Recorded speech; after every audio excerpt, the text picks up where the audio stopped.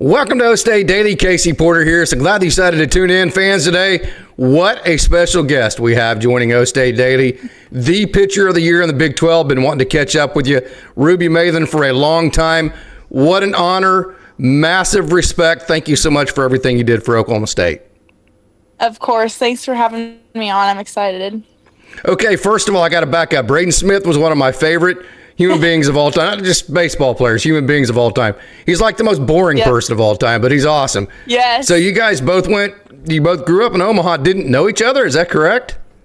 We did not. When I had first transferred to OSU, we were in the baseball facility doing some stuff with their trainer, some of my teammates and I and our strength coach, and Josh Holiday walks in, and I didn't know who Josh was at all. And we just get to talking, and he's like, "Do you know who Braden Smith is?" And I was like, "No." He's like, "Oh, he's from Omaha," because it had come up that I was from Omaha. And I was like, "Oh, awesome. That's cool." Well, I go to look him up on social media. Does not exist. I'm like, this guy does not exist. I can't find him anywhere. So I forget about him. And then fast forward, like, maybe mid-season for us, my junior year, it would have been like fast forward a year and a half. So then this season, I see a video of Braden taking BP and doing like an interview. And one of the questions was like, what's your number one goal right now? And he's like, to have a family. And like most guys would say, to get drafted, which is all great. But like, it just showed me where his priorities were. And so I followed him on Instagram and he didn't follow me back. So I was like, dude, what a jerk. So I unfollow him, forget about it, go on about my life. And then we're both home and get introduced by a mutual friend. And I was like, bro, why didn't you follow me back on Instagram? Well, he doesn't follow girls on Instagram. So I was like, okay, like this is a green flag. You just didn't follow me back. So it worked out. And then we start hanging out a couple days after that, and it has been amazing ever since. So yeah, he's the best. So you can see the personality here. It's kind of crazy the savage you are when you go in between the lines, and then just how happy-go-lucky and how fun and how happy you are all the time. I can see you like in the dugout, the most tense moment with these kind of conversations and loosening everybody up. Is that kind of how that went?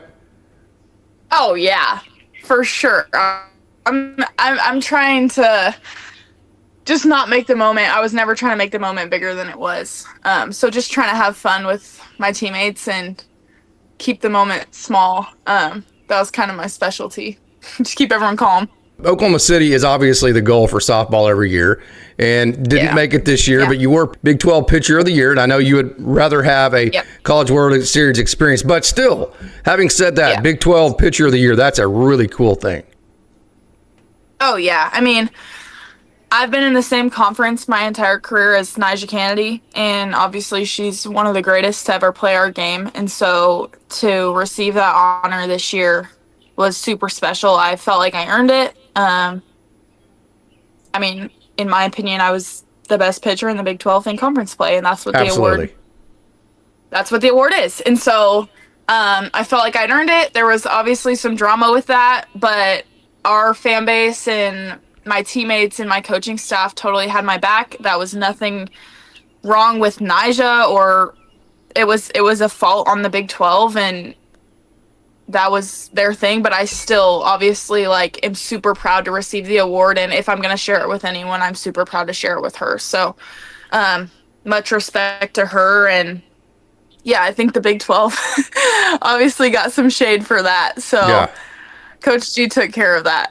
Yeah, no doubt. So just to make it really clear, you are the Big 12 Pitcher of the Year, and there is no Oklahoma State fan that will ever view that differently ever. So you mentioned being in the same conference with her. That's because you went to the University of Washington. Your grandpa played football in Nebraska. Your dad played football in Nebraska. Why choose the Pacific Northwest? At the time of being recruited, Nebraska softball wasn't doing much. They were finishing in the middle of the Big Ten every single year. And the Big Ten wasn't very strong. I mean, obviously that was before Washington, UCLA, Oregon were in the conference. So the conference just wasn't super strong at that time, and it's gotten way better. But I just had the desire to like go elsewhere and make a name for myself nationwide, because people already knew who I was in this state, and I really did not want to go be compared to my grandpa and my dad. I mean, not that there's nothing wrong with if I were to go like finish that legacy at Nebraska, but I wanted to go elsewhere and make a name for myself. And so Washington was really the only like big school softball powerhouse that really seemed to want to invest in me. Oh, really? Meaning scholarship. Yeah, like I wasn't super highly recruited. I mean, money is not even close to everything at that time. NIL wasn't even a thing. But for them to offer me a full scholarship, they clearly saw something in me, and I went there and I loved it, and I felt like they wanted me to come in and have a huge workload and be an ace there, because they had a really, really good senior pitcher graduating. So yeah, I mean, I went there on a visit and I loved it, and I would not change a thing. Like, obviously I love Oklahoma State, but I think Washington was a huge part of my journey, and it forced me to grow, the transfer decision and all of that. So I wouldn't change a thing. I did love Washington, but I also love Stillwater and Oklahoma State. So yeah. And the 2023 College World Series was a really cool experience. Women's College World Series for you there was a really cool experience. And you wanted to stay, but it's like, I'm the ultimate alpha competitor here. We're probably in a rebuild mode. Sorry, man, I just can't do it, right? That kind of thing. Yeah, I mean, yeah, that's exactly what it came down to. It was either going to be try to build something here with only 2 years left in my career, or go elsewhere that had success and try to build off of that success. And so obviously at that time, OSU had been coming off of 5 straight World Series. And so I wanted to come to OSU and try to win it. Obviously that didn't happen, but again, like, I wouldn't change a thing. The way I developed at OSU, the relationships I built, the memories I made, like it ended up being perfect. But yeah, again, like, I loved Washington. It just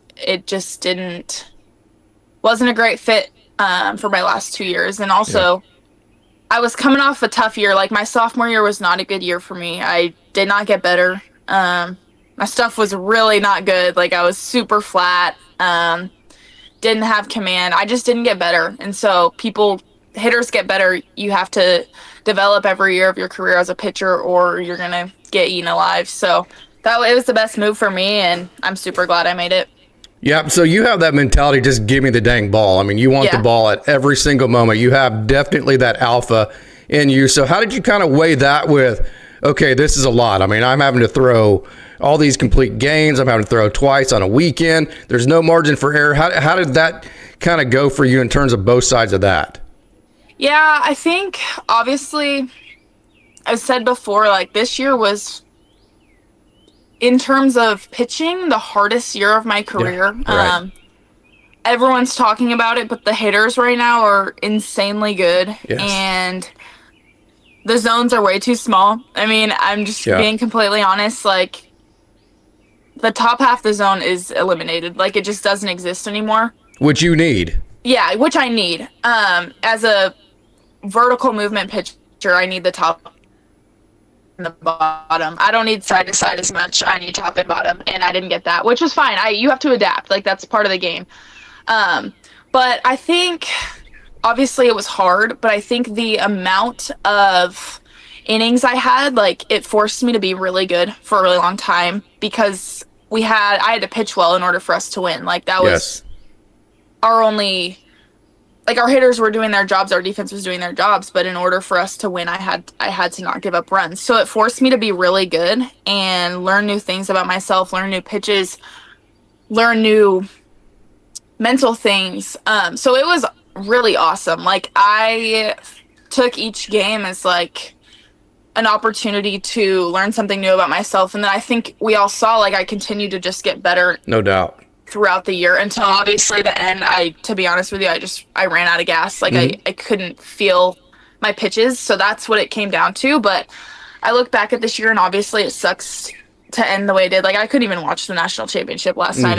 I couldn't do it. It just like hurt so bad. But I don't know the amount of innings I pitched this year. I don't really think anyone did.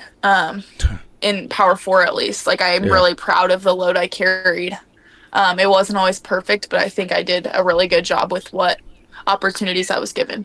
I'd say you're understating all of that by quite a bit. Right? You're way better than pretty good. So, I'm kind of that golfer that I'm really fair weather in the sense that if I get out to a good start, I might actually finish my round, right? But if I hit like a snowman on hole number 2, I'm like, I'm out, man. I'm going to the clubhouse. I'm not spending the rest of my 3 hours doing this crap, right? So, with very competitive people, sometimes if you like give up 2 to 3 to 4 runs right off the bat, you're like, this night's over. I'm done with this. This is not my expectations, this and that. And it's hard to go kind of that next pitch mentality.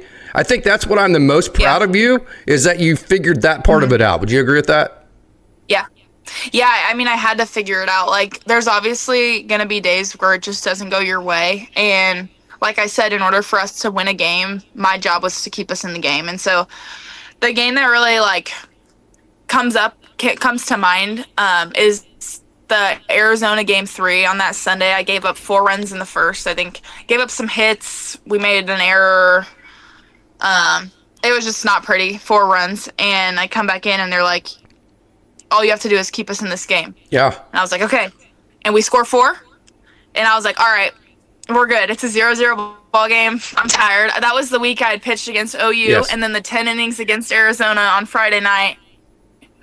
And then I got the Sunday start, and I was obviously so tired. And then I think I ended up giving one more run up the rest of that game, but we won like 7-5 or something. 7-5. Yeah. So that game just comes to mind. Like, you don't have to be perfect. I think earlier in my career, I would have just shut down after that first inning 4 spot. But I think the way I've learned to respond is pretty cool.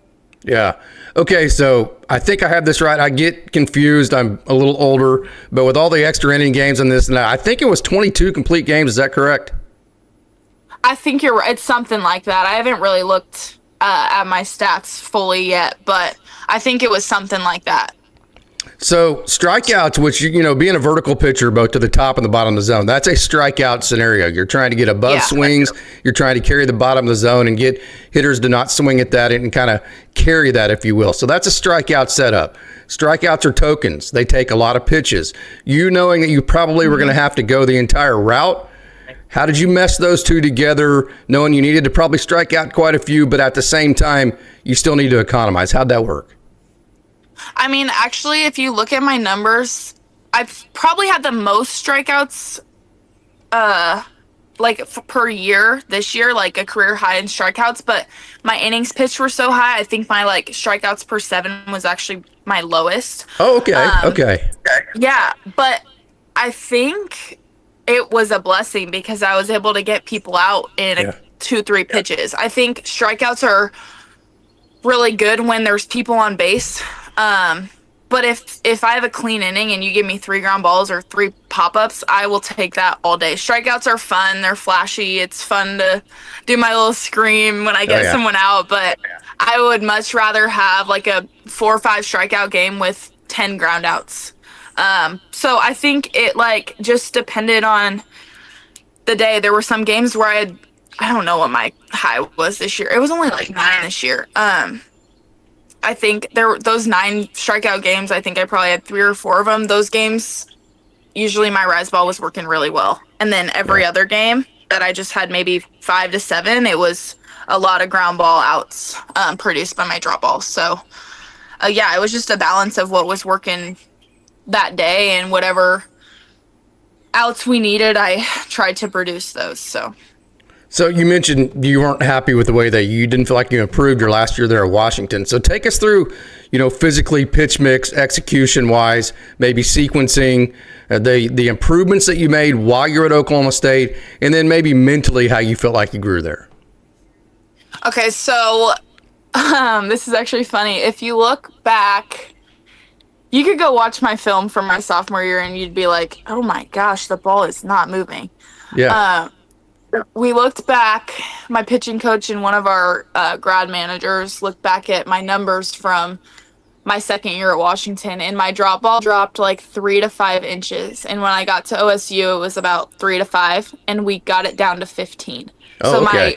we developed like 10 plus inches of break. Now it doesn't sit at 15. 15's like the max. It sits at like 11 to 12. So when I'm getting a ton of swings and misses over my or drop or ground outs, that's when it's really breaking like 12 inches, 12, 13 inches. Yeah. And then my rise actually used to drop. So my rise was like dropping like an inch. So it was pretty much just staying neutral. But now my rise will go up like 6 to 8 inches. So just the horizontal spread is like 20 plus inches, and that obviously makes it super challenging on a hitter. Like where are you supposed to sit? Like it's really hard. And then throwing it on different levels and different lines. So Carrie did a great job of really focusing in on spotting pitches up and getting them to move, and obviously did really good things for me. And then mentally, I worked with Kevin Andrews, our mental performance coach, sports psychologist, kind of all of the above. He kind of does whatever we need. But a lot of it just came from experience. Like, I think the best thing to happen for me this year was to do really bad in Clearwater. And then I was forced to, like, I can either sit here and be sad and pout about my performance and let this year continue to suck, or I can turn it around right now. And I think ever since we got back from Clearwater, I turned it around. I mean, the easy thing to do is give in to those negative thoughts and negative self-talk. It's challenging to like let those thoughts just be there and still choose to believe in yourself. And that's what I had to do. And then obviously it just becomes easier as you start to practice it. And I had a lot of practice because I pitched a lot of games. So it ended up working out. It was great. Can you talk about Coach Everly, maybe Coach G and some of the coaches? Yeah, I mean, Coach G is like a dad, total dad vibe. He just loves us so much. He's the best. Coach G and I have like more of like a friendship relationship. Like we just give each other crap. He's hard on me when he needs to be, but honestly this year was a lot of just like more like, what do you need from me? Because the load I'm asking you to give is a lot. So we've always been close, but this year was like kind of a different level, just of support from him. And then just Carrie, like, she's the best. Like, she just totally believed in me the last 2 years, and she just wanted me out there. Like, it feels good to know that even if I gave up 3 runs or didn't have a great game the night before, like, she wanted me in the circle. I think, like, I look back at the Nebraska series, I was 2 weeks ago, like, I didn't have a good night on game 1, and I didn't know if I was going to start game 2. I didn't really know what route we were going to take because it was a must-win game, obviously. And I was like, what's the plan? She's like, what do you mean? Like, you're starting. And I was like, what? Like, I feel like crap. And she's like, dude, like, we are going to live and die by you. Like, we want you in the circle. And if that means we lose, great. Or if we win, great. But if we lose, like, you gave everything you had. So I just think the belief she had in me, and then going into hopefully pro career here, like, just still continuing that relationship and having her guidance. I mean, she went through a lot of the same stuff that I did. So yeah, she's been awesome. So who's more competitive, you or Samantha Shaw? Dude, honestly, who's got the more dog in you? I have not even met Sam. I haven't even met Sam. So no, so she's been in Japan. Okay. My time at OSU, but obviously I hear a lot about Sam. So I'm pretty sure she was super competitive. I mean, we've talked on social media, but I don't know her personally, but she seems awesome. She might have me. I don't know. It's different. Sam I don't know. I'd love to face her and see what Yeah. happens. Yeah, that would be, hey, we need to have a fundraiser, Ruby Meylan on one side, Sam Shaw on the other, and we can just see who's the most I'll competitive have human to being let on her earth, know. right? Okay, we need to get that set up. That could be sponsored by OkState Daddy. Yeah, we do. Okay, you mentioned the last Yes. Nebraska series. Take us back to the Nebraska series at home, the walk-off from Rosie Davis, and how cool that was. And to me, that was kind of Nebraska was really good. To me, that was I know you had the early success, but that was a pretty good springboard moving forward. Oh yeah, I mean that was really good for us. That game that was one of my best games in my career. Yes. Like I just had electric stuff. And then obviously our offense just kept chipping away, and the last inning we thought we had lost because we had 2 outs. Tia beats out a ground ball, but they called her out. We replay it, safe. I think Audrey hits her in. That was awesome. And then I think once I we forgot tied it up, about I that. knew The game was over for a Yes. second, wasn't it? Yeah, I The forgot game was about over. that. Yeah. Yes, it was 1-0. And then obviously once we tied it up, I was like, we're freaking gonna win this game. And I went for as long as I could. I wanted to stay in the game, but my coaches were like, your stuff's starting to diminish a little bit, so we're gonna put Ryan. Rye did her job, and then Rosie walks it off. So Yeah. that was just a complete game. Super good pitching, obviously defense and hitting was timely. So yeah, that was a fun game. That was one of my favorite memories. You're not getting off here without talking about the OU and Texas wins. Those were awesome. I could talk about those all day. Yeah, me too. The OU win was like just so like the word that comes to mind is just gritty. Like obviously OU was number 1 at that point. That offense is insane. Yeah. But you didn't show it My stuff an was overly good. amount of respect. Like you didn't pitch scared to them. You're like, hey, I'm Ruby Meylan too, so take this. Yeah, like I knew that they were gonna have to beat me with my best stuff. The day before we had a pretty long bullpen and just really, really prepared of like spotting my stuff up pretty perfectly. We weren't gonna miss over the plate. They were gonna beat me on my best stuff, and they didn't. So Yeah. it was pretty cool. Obviously, I'd played OU a lot in my career, and obviously my junior year I did not pitch well against them. But previously in my career, I'd thrown very well against them and lost by like 1 run, and so it was just obviously so cool to do that in front of our fans and their fans and just that many people, and do it at Devon Park was awesome. And then the Texas game, that game just felt so easy, and it's crazy now, like to think that they're national champions. Like it's wild to me. Like I just felt like so in control that entire game. So You were. that was a pretty cool game too. Yeah, it was easy. Like I was pitching to contact. They were hitting balls, and our defense played great, and our hitters hit super well. So that was an awesome game. And then just to do that back-to-back weeks was super cool. Let's get into your career at Scott. Of course, Scott's one of the most legendary softball programs in all the United States of America. Undefeated seasons, state championships, you name it, and you were the Gatorade Player of the Year. So kind of take us back to that career, what you remember of your high school time there. We were just really good. Softball in Nebraska, there's some good teams in Nebraska, but it's not like you're in Texas or California where it's super strong. So we had 4 or 5 really good players, and it was just fun. We were just like beating up on people. You played a position, right? Pitching was fun. I feel like I played third base one time. Did you have 18 home runs? Did I read that right? 18 home runs. Oh my God, you had 18 bombs. Yeah, no, my career I had like 51 home runs. I have the school record. Oh man. No, I meant 18 your senior year. Yeah. But like career-wise, I had 51, I think. 55. I don't know. It was a lot. So you had 18 home runs and had an ERA of like 0.37, something like that. Yeah, something crazy. Yeah. That's cool. It was pretty cool. It was fun. Okay. So now, I didn't lie. This time we're going to go into the fun questions now. You ready? Okay.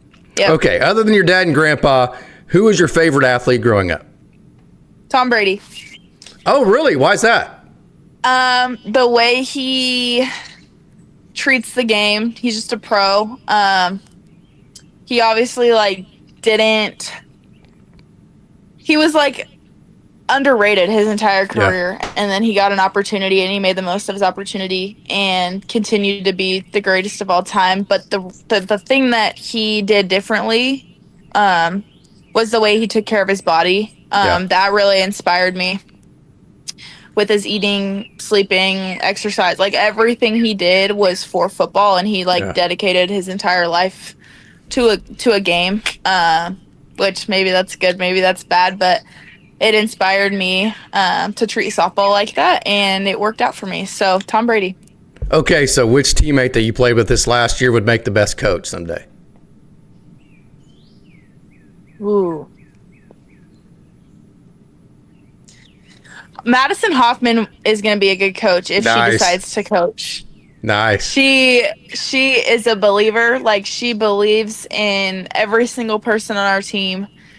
Shows them that it's the best teammate, but also like says the truth. And I think that's super valuable in a coach and a teammate. Like, I don't want someone to sugarcoat anything to me. Like, I want the truth to be told, but at the end of the day, to know that you love me. And that's how Hoff is as a friend and a teammate. And so I think if she chooses to, we actually, this is pretty funny. So we've been saying this for like 2 years. We're going to have a travel ball team in Stillwater. And okay, Hoff's favorite word is savage. So we are going to call them the Stillwater Savages. Oh, nice. And all our coaches' kids are going to be on the team, and we're going to coach the team together. Now, if this is ever going to happen, I have no idea. But it is a thought. Very nice. Very nice. Okay. So what makes Rosie Davis and Amanda Hassler so freaking clutch? I mean, gosh, they came through every time it seemed like. It just seemed like one of them is always up in the biggest moments, and they just seem to come through. Like, I don't know what it is. I think once you start to do it a few times, you really just start to have that confidence and belief in yourself. Mm-hmm. And they both had it. So any moment, I wanted either one of them up. Yeah. Okay, so at the beginning of the year, Aubrey Jones, I'm like, okay, well, great defensively. Whatever we get offensively from her, I'll take. That's kind of a bonus. Well, heck no. About halfway through the year, she really turned it on. So was there anything that surprised you about her progression as a freshman last year? I mean, if you watch her play defense, like, she makes these crazy plays. Now, obviously, like, if from the outside looking in, if you're just going to look at the numbers, yeah, she had some errors. But, like, those are freshman mistakes that everyone has. And I think sometimes you get like, I think her first play of the year was an error. And it's like, she's just, sometimes in the big moments, she got sped up. And I had to remind her, like, hey, just relax here. Like, it's just a game. I'm going to feed you a ground ball and you make the play.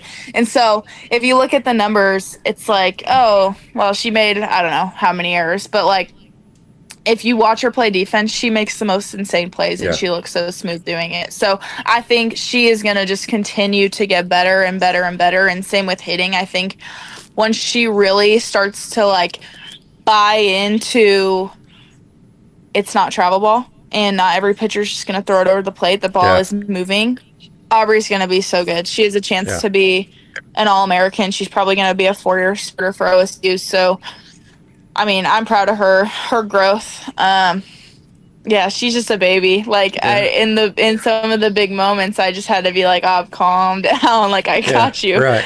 But it was cool to work with her this year. So along the same lines, Jael Austin, young lady out of Owasso, got off to a good start. That was good, but then kind of hit a skid. So what kind of advice did you give her as a freshman? I remember it was like maybe the first weekend or the second weekend, and she had come in the dugout after a strikeout and just was crying. And I was like, hey, I like grabbed her by the helmet and I was like, I need you to relax because it's like week 2 of your college career. And look at me right now. Like, I'm sucking and I have all this pressure of like being great and I'm sucking. Like, it's okay. Like, everyone goes through slumps and hard things, and you need to stay in a positive mindset or else you're just going to continue to struggle and you're going to get taken out of the lineup, which she did get taken out of the lineup. And then she comes back and is like a spark plug for us. Yep. So I'm super proud of her. She's, again, one of those that's just going to continue to get better and better. And I'm excited to see where she goes and what she does for our program. Got to say it. Are Claire Tim and Tia Warsup the 2 most underrated softball players of all time? Yes. Yes. I mean, they always get overlooked for some reason. No one talks about them. They didn't make Yeah. all Big 12. I'm like, what are we like? Claire's clutch. Like she Oh honestly man. goes in. She goes in that little category with Amanda and Yeah. Rosie, and then Tia is just when she turns it on. Like when Oh she's yeah. on, she goes like. I mean, I'm just excited to see her just continue to get better. Yeah. She's awesome, and then what she did in the outfield for us this year too was pretty cool. No doubt. So a couple more questions here. I've taken a lot of your time. I know you're very busy. You're good. So thank you so much, Ruby. Okay, one of my favorites, maybe my absolute favorite, Lexi McDonald waited her turn. She was a stud at Silo. I kept wondering why she wasn't getting more at-bats. Not to question anybody, just kind of, hey, what's going on here? She finally gets the at-bats that she, I think she deserved, and she took advantage of. You have to be proud of her. Oh yeah, I mean at the beginning of the year it was really really hard for her. We lived together, so coming home just like asking why, like she didn't really understand why she wasn't getting opportunities that she felt like she had earned and we felt like she had earned. But again, like we're not going to question our coaching staff. We're just going to trust that what they do is in order for us to win. And she waited her turn, and then again, like with those opportunities, she just was awesome for us, like, and worked her way into the starting lineup. And then again, I'm going to say it, like Carly moving to second base, that's so awesome for our team. Like that's not traditional. Just being able to be versatile, and Lexi playing first base. I mean, yeah, she was a first baseman in high school, but she's an outfielder for the last 3 years. So I'm just proud of them for doing exactly what the team needed and not complaining about it once. So it was pretty cool. Yeah, okay. So last question before we get into final thoughts here. I got to know, what was the first word out of your mouth when you saw the home run from Maddie Hoffman against Texas? I literally was like, oh my gosh. Are you I think I was like too stunned to speak. Like I was like, but the thing is, we have seen that. Like nobody has seen that because Hoff wasn't getting at bats, but that's who she is. Like we have seen that. And then it was crazy. She did it like 4 more times. Yeah. I was like, what? But again, like it was just crazy for her to do it in that moment. And it was super cool because it was exactly what we needed to have a little bit more comfort against Texas. So that was pretty cool. Ruby Meylan, this has been a wonderful honor. Thank you so much for joining O-State Daily. Final thoughts here. This is your chance to thank anybody and everybody that has helped you along the way.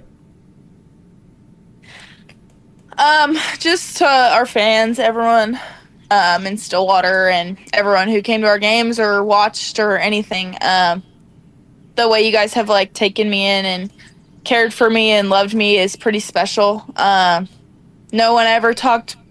Well, I'm sure there were a few, but no one really ever talked poorly about me. It was all positivity, even when I was struggling. So I'm just super grateful for you guys. I'll be back in Stillwater all the time. Braden and I will probably end up in Stillwater. So nice. I'm excited for that. We'll be around. So I didn't catch that. You and Braden are together? Is that what you said? No, but we're getting married. So when we get married. I did not know that. Yeah. Oh, absolutely fantastic. Okay, fantastic. Oh, wow. I did not know that. Okay, fantastic. What? I did not know that. No, I had no idea. So when you asked me about Braden, I thought that was a totally separate question. Yeah, no. That is crazy. Yeah, Braden and I are engaged. Holy cow. That's amazing. Awesome. Isn't that insane? Yeah, no, I had no idea. I messaged Braden about you, probably 3 months ago. He responded back, but it was like, yeah, we didn't know each other in high school, that kind of thing. But I had no clue that you guys got together and got engaged. No clue. That is awesome. We're getting married in Stillwater. In Stillwater on September 25th is our wedding. So in about... We got... 20 years, we got an All-American coming on both softball and baseball. Fantastic. Oh, yeah. And we are hopefully we both want to live in Stillwater. Obviously, he's playing pro ball right now. I'm going to be playing pro ball. But in the off season, we want to be in Stillwater. So I would not be surprised if we have a house in Stillwater in the next year. So just know, I asked him right before the Arizona series, his senior year, I asked him, they were getting ready to go to Tucson. I said, what are you packing in your bag? You know, those fun questions that I asked at the end. And he said, well, Yeah. my laptop, I got to do homework. I'm like, bro, man, come on, man. Homework on your, He's so on boring. You're going to Tucson, Arizona, man. I mean, come on, right? So he's like the most boring person on earth. That was awesome. So I'm sure you can relate with that, right? Yeah. He comes off as super boring, and he's awesome. But Yeah. he is fun. Ruby Meylan, what an honor. Hey, revelation here that I didn't, probably everybody else other than me knew that, hey, I'm obtuse sometimes. So there you go. So I can't believe you didn't know that. I honestly didn't. I had no clue. That's absolutely awesome. So, hey, thank you so much. Hopefully this isn't the last time we talk. Yeah, thank you.